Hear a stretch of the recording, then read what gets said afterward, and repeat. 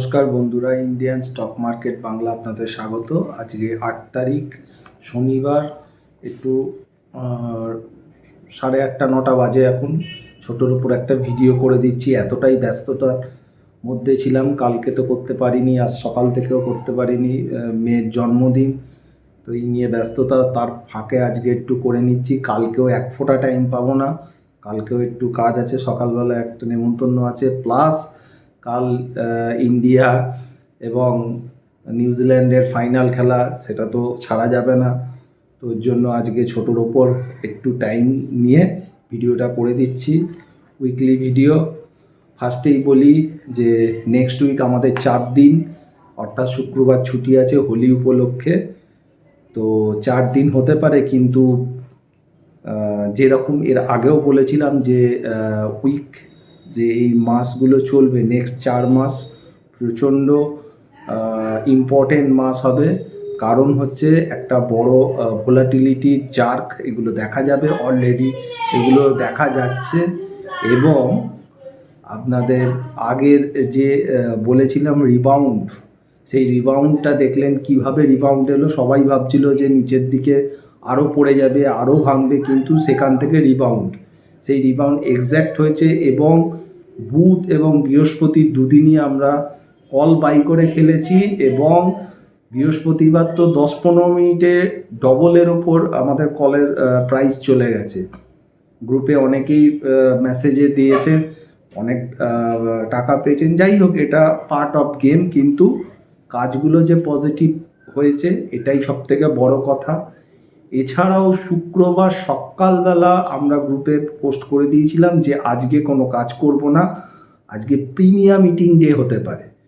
তাই দেখা গেছে যারা সিলভার গ্রুপেও আছেন তাদেরকেও অনবরত মেসেজ দেওয়া হয়, তাদেরকে কোনো অপশানের কথা বলা হয় না কলের, সেটা বলা ছিল, কিন্তু তাদের যা মেসেজ দেওয়া হয় সারাদিনে, তারা নিজেরা ভালো মতো কাজ করতে পারেন। বিশেষ করে এখনকার মার্কেট এমন একটা জায়গায় চলছে এবং চলবে, কারণ প্রচুর নিউজ, কখনো পজিটিভ সেই নিউজটা, কখনো নেগেটিভ, বিভিন্ন রকমভাবে ব্যাপারটা আসছে। এত ভোলাটিলিটি, কেউ যদি শুধু ইন্ডিকেটার দেখে, সে যে যাই দেখুক, শুধু আরএসআই, এমএসিডি, বুলিঞ্জার ব্যান্ড বা ডিএমএ, ইএমএ, শুধু কিন্তু সেগুলো দেখলেও এখন মার্কেটে কাজ হবে না, কারণ ফলস ব্রেকআউট, ফলস ব্রেকডাউন অনেক সময় হচ্ছে। যেমন যে শুক্রবার দিন এত বাজে একটা মার্কেট ছিল, সকাল থেকে একটা জায়গা বোঝা গেছিল, ওই জন্য একদম 9:15-20 সম্ভবত পোস্ট করে দিয়েছিলাম আজকে আমরা কোনো কাজই করবো না, আজকে প্রিমিয়াম মিটিং ডে হবে। সারা দিন তাই করে গেছে, একবার মনে হচ্ছে খুব বেড়ে যাবে, তারপর মনে হচ্ছে খুব পড়ে যাবে। তো যাই হোক, এইভাবে মার্কেট চলবে। এবারে আমার কাছে কয়েকজন বলেও ছিলেন নাকি আবার, যেহেতু নিচ থেকে 500-600 পয়েন্টের বাউন্স বা রিবাউন্ড নিয়েছে, তাতে অনেকে আবার 30,000 32,000-এর নিফটির গল্প শুরু করে দিয়েছে। তো যাই হোক, এখন বিভিন্ন লোকের বিভিন্ন মতামত থাকতেই পারে, সেটা থাকার জন্যেই শেয়ার মার্কেটটা চলে, কারণ কেউ বায়ার হলে কাউকে সেল করতেই হবে, কেউ ঠিক হলে কেউ ভুল হতেই হবে, এটাই নিয়ম। আমার দিক দিয়ে আমি বলতে পারি 30,000 কেন, 26,200 সামথিং যে আমাদের এটিএইচ এসছে, সেই এটিএইচের আপাতত তালা পড়ে গেছে, এটা আগের ভিডিওতেও আমি বলেছিলাম। এখন কিন্তু ওপরের দিকে জায়গা নেই, এগুলো হচ্ছে টেকনিক্যাল বাউন্স, আর কিচ্ছু নয়। এই টেকনিক্যাল বাউন্স কত অবধি আসবে একটা ব্যাপার, আবার কিন্তু নিচের দিকে আসবে। এবং একটাই কথা বলছি, বটম এখনো হয়নি, আরও অনেক দুঃখ বাকি আছে। ডিটেলস এত কিছু বলা তো সম্ভব নয় ইউটিউবে, শুধু এটুকুনি বলতে পারি, দুঃখ এখনও বাকি আছে। কেউ যদি ভাবেন যে স্টকের দাম হয়তো বাড়ছে, আরও বেড়ে যাচ্ছে বা আরও বাড়বে, ভুল ভাবছেন। আমার নিজস্ব যেটা মতামত, যদিও আমিও ভুল হতেই পারি, এটা অন্য কথা, কিন্তু আমি যে স্টাডি বা আমি যেভাবে দেখি, আমার হিসাব আরও দুঃখ বাকি আছে এবং আরও নিচের দিক মার্কেট দেখাবে। সেটা মার্চে দেখাতে পারে, এপ্রিলে, সেটা টাইম টু টাইম দেখতে পাবেন, কিন্তু দেখাবে। এবং ইম্পর্টেন্ট যে ডেটগুলো বলেছিলাম 4 এবং 5, এবং বলেছি তার লোটা খুব ভাইটাল। দেখুন 4 আর 5 তারিখের মধ্যে লো একটা তৈরি হয়েছে এবং সেখান থেকে রিবাউন্ড হয়েছে, এবং এটা অ্যাডভান্স ইউটিউবে বলেছিলাম। গ্রুপে তো সারা মাসের অ্যাডভান্স বলা থাকেই, যেটা মেন আমাদের প্রিমিয়াম গ্রুপ, সেখানে অ্যাডভান্স বলা থাকি। আপনাদেরকেও আমি কিন্তু অ্যাডভান্স বলেছিলাম। দেখুন ওই দুদিনের মধ্যেই লোটা হয়েছে এবং সেখান থেকে রিবাউন্ড এসছে। এবার শুক্রবার যে জায়গায় মার্কেট ক্লোজ দিয়েছে সেখান থেকে আবার অনেকে কনফিউজড হয়ে যাচ্ছে, তাহলে কি মার্কেট কি ওপরে যাবে না নিচে যাবে? আমার ধারণা রিবাউন্ড এখনও বাকি আছে। কত অবধি যাবে সেটা সময় দেখতে পাবেন। আমি একটা বড় সাপোর্ট রেজিস্ট্যান্স আমি দিয়ে দেবো, চিন্তা নেই। লাস্টে এখনও একটু রিবাউন্ড এখনও বাকি আছে, তারপর কিন্তু আবার নিচের দিকেই আসবে। এবার সেটা কতটা আসবে, কখন আসবে, সেটা সময় সময় দেখতে পাবেন। কিন্তু সাবধানতা অবলম্বন করতে আমি বারবার বলছি, কারণ সাবধানতা অবলম্বন না করলে যে কোনো সময় কিন্তু আবার পোর্টফোলিওর অবস্থা বা যে পজিশান নিচ্ছেন তার অবস্থা খারাপ করে দিতে পারে দুটোভাবে। এক হচ্ছে আপনি যে জায়গাটায় নিলেন তার উল্টো দিকে চাল এলো, অথবা কি হলো প্রিমিয়াম মিটিং করে দিল, বোথ হতে পারে। অর্থাৎ আমরা এখন যে জায়গাগুলো করছি খুব ছোট স্টপ লস নিচ্ছি এবং প্রফিটগুলো খুব তাড়াতাড়ি এক্সিকিউট করে নিচ্ছি, এক্সিকিউট করছি তারপরেই এক্সিট। কারণ আমি জানি এই সময় এখন মার্কেট এইভাবেই কাজ করতে হবে।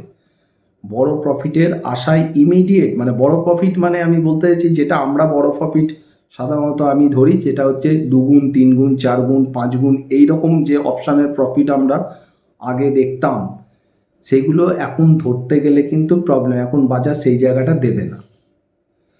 তো যাই হোক, এইটা এখন জায়গা। এবং আরেকটা যেটা আগেও বলেছিলাম, মার্চ মাস খুব ইম্পর্টেন্ট মাস, কারণ এই 31শে মার্চের মধ্যে যা ট্রানজ্যাকশান হয় তারপর কিন্তু ট্যাক্সের জায়গায় চলে যায়। অর্থাৎ যারা long term capital gain, short term capital দেন, তারা অনেকে পোর্টফোলিও তৈরি ক্রিয়েট করা আছে, সেই পোর্টফোলিওতে গিয়ে কিন্তু ট্যাক্স হারভেস্টিং জিনিসটা আছে। অর্থাৎ যে স্টকগুলো ধরে নিন, আমি একটা ছোট্ট কথায় বলে দিচ্ছি ব্যাপারটা কি।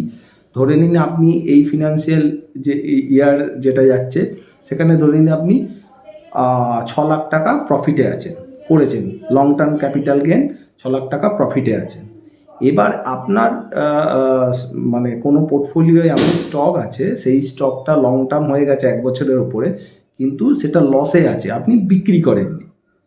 তো অনেকে কি করে, ওই শেয়ারটাকে বিক্রি করে দেয়, তাহলে কি লস হয়ে গেল। তাহলে আপনার আগে যে 6 লাখ টাকা কি 7 লাখ টাকা যাই হোক প্রফিট ছিল, সেখান থেকে এরকম কিছু স্টক লসে বেচে দেয়। লসে বেচে দিলে কি হয়, যে প্রফিট থেকে লসটা বেচে তাহলে কমে গেল, তার মানে ট্যাক্সটা তাকে দিতে হলো না। এবার কি করে, সে পরের ফিনান্সিয়াল ইয়ারে গিয়ে ওই স্টকটা আবার বাই করে নেয়। এইভাবে কিন্তু ট্যাক্স ক্যালকুলেশন অনেকটা এদিক ওদিক হয়। এগুলো যারা করে তারা সবাই জানে, আমি জাস্ট একটা ছোট্টভাবে বোঝানোর জন্য এটা বললাম। তবে একটা কথাই বলছি, ওপরের দিকে যদি স্বপ্ন দেখতে চান তাহলে এখন একদম ভুলে যান। নিচের দিক এখনও বাকি আছে, কতটা বাকি আছে দেখতে পাবেন। বেয়ার মার্কেট নিফটির, ব্যাঙ্ক নিফটির এখনও শুরুই হয়নি। 21,000 না ভাঙলে নিফটির বেয়ার মার্কেট নেই। এখন যেটা চলছে কারেকশান। বেয়ার মার্কেট আসবে কি, আসতে পারে, সেটা সময় হলে দেখবেন, আবার নাও আসতে পারে, সেটা সময় হলে বোঝা যাবে। আমি তো আসবো ভিডিও নিশ্চয়ই, আপনাদের যতটুকুনি আমি বুঝতে পারি আমি আপনাদের জানাবো। তবে একটা কথাই বলছি, আমার কথা শুনে কেউ কোনো ডিসিশান নেবেন না, কারণ আমি সেবি রেজিস্টার্ড অ্যানালিস্ট নই। আমি ভুল হওয়ার সম্ভাবনা 99%। সেই হিসাবে আপনাদের বলছি, আপনারাও ক্যালকুলেশন করুন। আপনারা এখন অনেক যে পড়াশোনা হয় সেগুলোও আপনারা করেছেন, আপনারা জানেন, আপনারা এই জায়গাগুলো দেখুন। আমার মনে হয় আপনারা ভালো নিজেরা প্রফিট করতে পারবেন, কারণ টাকা আপনাদের, ডিসিশান আপনাদের নিতে হবে। লস হলে আপনার নিজের হবে। তাই জন্য কারুর কথা না শুনে অন্ধের মতো নিজেরাও একটু পড়াশোনা করে এই জায়গাগুলো ক্লিয়ার করুন। এবার আসি নিফটির কথা। নিফটি নিচের দিকে বড় সাপোর্ট আছে 21,800, একটু বড়োর দিকে আমি দিয়ে রাখছি, কারণ ছোট সাপোর্টগুলো গ্রুপেই দেওয়া হয়, ছোট ছোট সাপোর্ট এখানে দিয়ে লাভ নেই।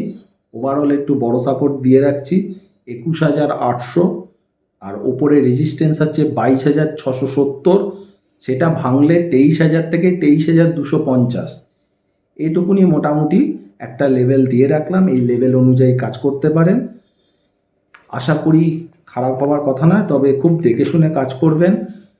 যেমন কল নিতে হবে রিবাউন্ডের সময়, তেমনি পুটও কাজ হবে, কিন্তু যখন বড় পতন বা পতনের জায়গা থাকবে, এবং সেই জায়গা কিন্তু আছে এখনও, কখন কোন জায়গা থেকে আসবে সেগুলো কিন্তু বোঝা যাবে। এবং আমি বলবো খুব বুঝে শুনে কাজ করুন।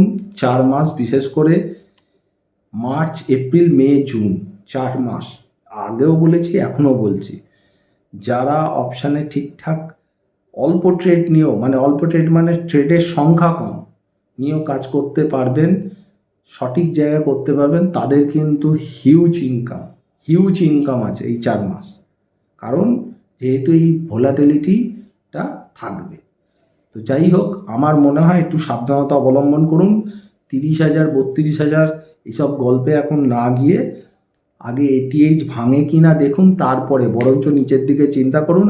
আর যদি কারুর কোনো স্টকে কিনে থাকেন বা গায়ে গায়ে এসছে, বা এরম হতে পারে আপনারা 2-1 দিন আগে কিনেছেন, 8-10% প্রফিট পেয়ে গেছেন, এক্সিট করুন। আমার মনে হয় এটা ভবিষ্যতে ভালো, আবার আপনারা নিচের দামে পেয়ে যাবেন। আজকে এখানে শেষ করলাম। ভালো থাকবেন, সুস্থ থাকবেন, নমস্কার।